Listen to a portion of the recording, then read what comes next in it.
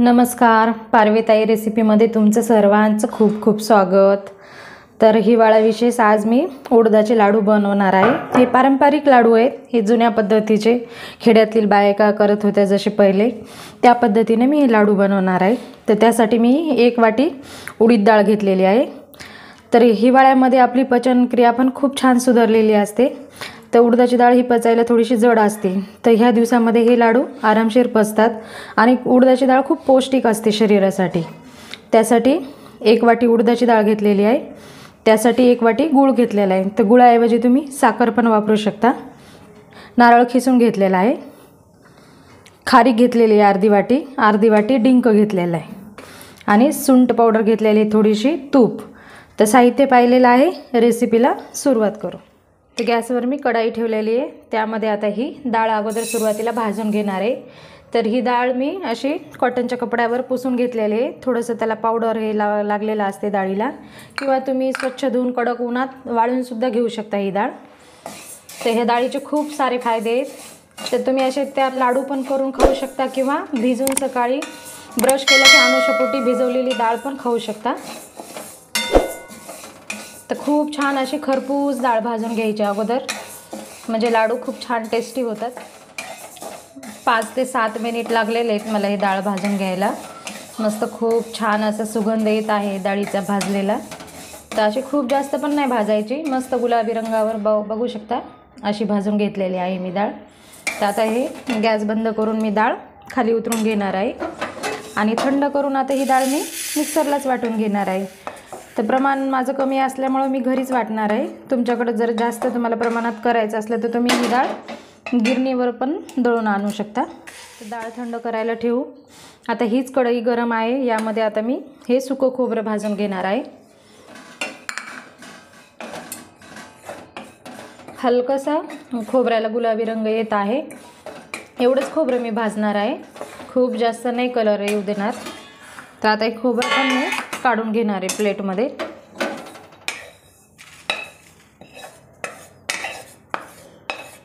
आता ह्याच कढाईमध्ये मी परत खारीक भाजून घेणार आहे। खारीक पण मी ही घरीच केलेली तयार खारीक पूड, उन्हामध्ये छान वाळून घरी कुटून मिक्सरला अशी थोडीशी वाटून घेतलेली आहे। खूप जास्त अशी पेस्ट पण केलेली नाही खारकीची, अशी भरडच आहे की दाताखाली म्हणजे लाडू खाते वेळेस आली पाहिजे ती खारीक खोबरं, त्याच्यामुळे थोडंसं जाडसरच ठेवायचं। तर हलकशी 2 मिनिट अशी खारीक पूड भाजून घेतलेली आहे। तर खारीक पूड पण मी काढून घेणार आहे।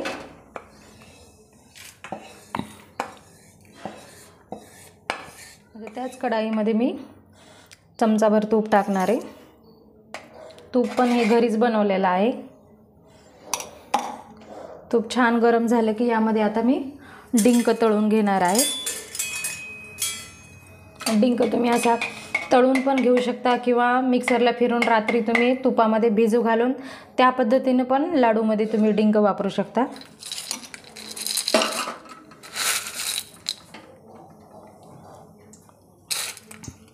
डिंक हा कमरेसाठी खूप फायद्याचा असतो। पहिला बायका डिंकाचेच लाडू खूप करायच्या, डिलेवरी झालेल्या महिलांना डिंकाचे मेथ्याचेच लाडू असतात। तर तूप गरम झालेलं आहे, यामध्ये थोडा डिंक टाकून मी असा डिंक छान तळून घेणार आहे। तर छान असं तळलेलं आहे डिंक। तुम्ही हे डिंक असं तळून याला गूळ लावून पण खाऊ शकता थंडीमध्ये, तसा पण खूप छान लागतो हा डिंक। तर डिंक मी असा थोडा करून पूर्ण डिंक तळून घेतलेला आहे। तर आता हे डिंक पण आपण थंड व्हायला ठेवू। ह्या साईडला आता डाळ पण थंड झालेली आहे। आता मी डाळ ही मिक्सरला वाटून घेणार आहे। तर मिक्सरला मी डाळ वाटून घेतलेली आहे। तशी खूप जास्त अशी पेस्ट डाळीची पण नाही केलेली, म्हणजे जे गव्हाचं पीठ आणतो ना आपण दळून त्याप्रमाणे नाही, थोडीशी त्यापेक्षा जाडसर डाळ वाटलेली आहे। तर थोडीशी जाडसर वाटायची म्हणजे लाडू आपले छान असे खुसखुशीत होतात, खाताना बिलकुल टाळूला चिटकत नाहीत। तर आता हे पीठ जे काढलेलं आहे ते मी परत एकदा तुपावर छान असं भाजून घेणार आहे। तर त्यासाठी मी कढईमध्ये परत 2 चमचे तूप घेतलेलं आहे आणि मंद आचेवर हे पीठ असं तुपावर छान असं भाजून घेणार आहे। तर मस्त कमी गॅसवर मी अशी 5 मिनिटं ही परत भाजून घेतलेली वाटलेली डाळ. तर खूप छान असा सुगंध येत आहे या डाळीचा. खूप जास्त पण नाही भाजायची, नाहीतर मग करपट लाडू लागतील.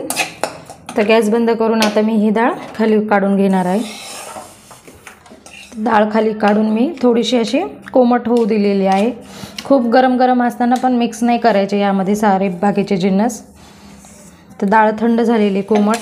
आणि इकडे मी डिंक पण असा वाटून घेतलेला आहे मिक्सरला. आता हे डिंक पण यामध्ये टाकणार आहे. आणि हे गूळ हे पण मी खिसणीवर खिसून घेतलेलं आहे. सुंठ पावडर. आता हे सारे जिन्नस असे मिक्स करून घ्यायचे. तर पूर्ण मिक्स करून घेतलेलं आहे. तर या ठिकाणी कोरडं पण झालं ना तुमचं हे सारण, तर यामध्ये तुम्ही थोडंसं गरम करून तूप टाकायचं, म्हणजे लाडू व्यवस्थित छान बांधता येतात. तर मी टाकलेलं तूप बरोबर आहे. छान असं झालेलं आहे, परफेक्ट हे सारण. तर छोटे मोठे जसे तुम्हाला लाडू ज्या आकारात बनवायचे तुम्ही बनवू शकता.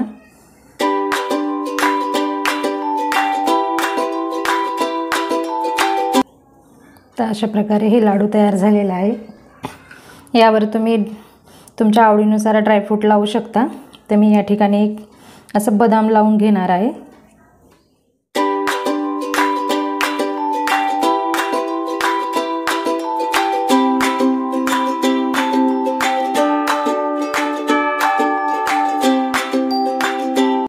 तर अशा पद्धतीने मी सगळे लाडू बनवून घेतलेले आहेत.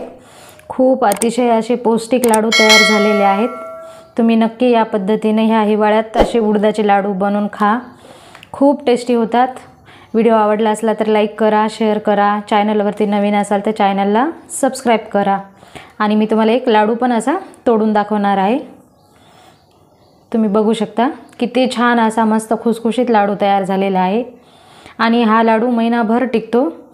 तर तुम्ही नक्की या पद्धतीने एकदा करा.